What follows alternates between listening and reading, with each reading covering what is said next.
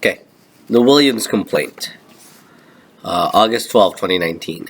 Dear Chairman Burr and Chairman Schiff, I am reporting an urgent concern in accordance with the procedures outlined in 50 U.S.C. 3033. This letter is unclassified when separated from the attachment. In the course of my official duties, I have received information from multiple U.S. government officials that the President of the United States is using the power of his office to solicit interference from a foreign country in the 2020 U.S. election. This interference includes, among other things, pressuring a foreign country to investigate one of the President's main domestic political rivals. The President's personal lawyer, Mr. Rudolph Giuliani, is a central figure in this effort.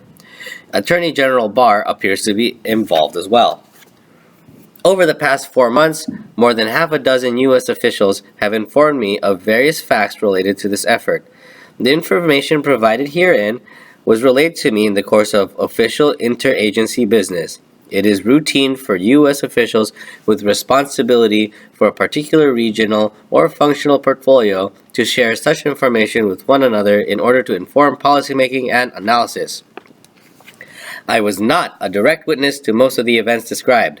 However, I found my colleagues' accounts of these events to be credible because in almost all cases, multiple officials recounted fact patterns that were consistent with one another.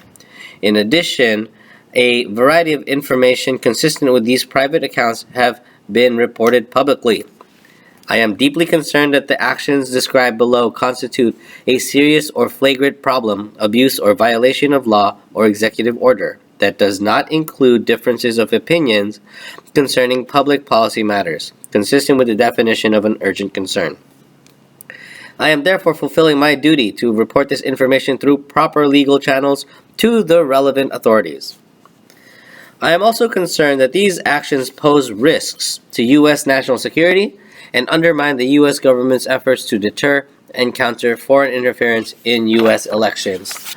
To the best of my knowledge, the entirety of this statement is unclassified when separated from the classified enclosure.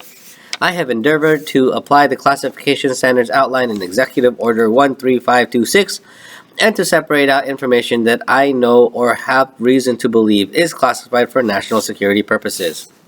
If a classification marking is applied retroactively, that means later, I believe it is incumbent upon the classifying authority to explain why such a marking was applied and to which specific information it pertains. End of part 1.